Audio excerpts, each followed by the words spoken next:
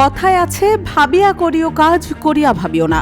প্রথমে ইরান সমর্থিত লেবাননের সশস্ত্র গোষ্ঠী হিজবুল্লাহর শীর্ষ কমান্ডার ফুয়াদ শুকর, পরে হামাসের রাজনৈতিক শাখার প্রধান ইসমাইল হানিয়া। পরপর দুই প্রতিরোধ গোষ্ঠীর দুই শীর্ষ কর্মকর্তাকে হত্যার পরে ইসরায়েলের উপর প্রবল মাত্রায় রাগান্বিত ইরান। মধ্যপ্রাচ্যের শক্তিশালী এই দেশ যে কোনো মুহূর্তে বড় ধরনের হামলা করে বসতে পারে ইসরায়েলে। ইরানের এরূপ হামলার মারাত্মক আতঙ্কে ইহুদিবাদীদের মধ্যে এক শ্বাসরুদ্ধকর পরিস্থিতি বিরাজ করছে।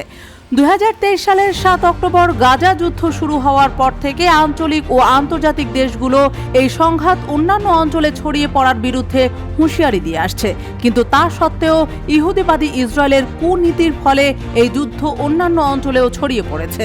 বিশেষ করে ইসরায়েলি বাহিনী নিয়মিত লেবানন ও সিরিয়ায় হামলা করছে। এ ঘটনায় ইরানের প্রতিশোধমূলক হামলা ও তার প্রতি প্রতিরোধ ফ্রন্টের সমর্থন এখন নিশ্চিত হয়ে গেছে। মার্কিন গণমাধ্যম এক্সিওসের এক খবরে বলা হয়েছে, ইসরায়েলি গোয়েন্দা সূত্রগুলো বলছে ইরান ইসরায়েলে হামলা চালাতে বদ্ধপরিকর এবং এই হামলা টানা কয়েকদিন ধরে চলতে পারে। এদিকে ইসরায়েলি গুপ্তচর সংস্থা মোসাদ পরিচালিত নিউজ চ্যানেল ইরান ইন্টারন্যাশনাল জানিয়েছে, ইসরায়েলে ইরানের হামলা চূড়ান্ত হয়েছে এবং এর দিনক্ষণ ঘনিয়ে এসেছে। ইসরায়েলের free to air television channel 12 জানিয়েছে, ইসলামী প্রজাতন্ত্র ইরান কূটনৈতিক চ্যানেলে আঞ্চলিক দেশগুলোকে জানিয়ে দিয়েছে দেশটি ইসরায়েলে হামলা চালানোর প্রস্তুতি নিচ্ছে। আরেকটি ইসরায়েলি গণমাধ্যম লিখেছে, ইহুদিবাদী রাষ্ট্রের বিরুদ্ধে ইরানের প্রতিশোধমূলক হামলার আশঙ্কায় ইসরায়েলের সশস্ত্র বাহিনীগুলোর সর্বোচ্চ সতর্কতার মেয়াদ বাড়ানো হয়েছে। এ সম্পর্কে সিএনএন এক প্রতিবেদনে বলেছে, ইসরায়েলি গোয়েন্দা সংস্থাগুলো মনে করছে 12 আগস্ট লেবাননের হিজবুল্লাহ প্রথম প্রতিশোধমূলক হামলা শুরু করবে এবং এর কয়েক ঘন্টা পর ইরান তাতে যোগ দেবে।